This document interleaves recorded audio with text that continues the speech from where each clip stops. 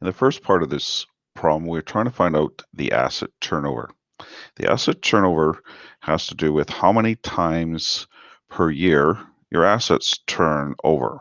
Now, in more detail than that, what is a turn? You start off with X number of dollars, let's say $100 worth of inventory, and you sell all of it. So you go down to zero. Then you buy another $100 worth of inventory. In this case, these are assets. So it's as if you deplete your inventory or your assets completely, like 100%, and then you buy more to replace them. So your goal is to have higher turns and asset turns and inventory turns and things along that line. So it tells you how well you are using your assets in this particular case. So the calculation is very simple. You simply take the ROA and divided by the profit margin. So that means your asset turns are 2.7 times per year. The higher the number, the better. You like it to be 3 times per year, 5 times per year. And so when you compare companies, you want companies that are utilizing their assets better than other companies, how many turns they have. All right, in part B, we're trying to find the equity multiplier.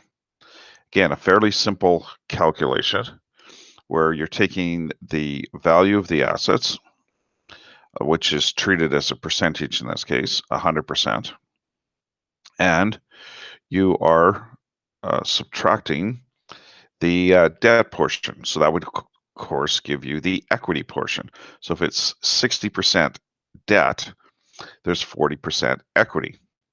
So you wind up with an equity multiplier of 2.5, as you can see, and you multiply that by the profit margin, sorry, the return on assets, and you get what is the equity multiplier.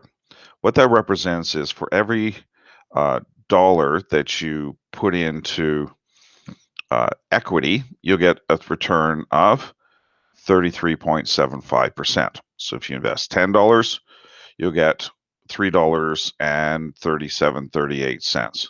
So for every $100, $33.75.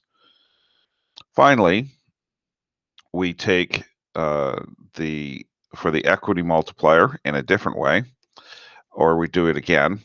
We simply take again total assets divided by total equity. In this case, the equity has increased because the debt has gone down. So the equity multiplier now is 1.67. And so what this represents is, because there's less debt and more equity, the equity is still only generating a return on assets of 13.5%. And you multiply by the 1.67, as you see, and you wind up with every dollar would be 22.5%. So you invest $100, your profits will go up by 22.5%. So it tells you how well you are utilizing your assets.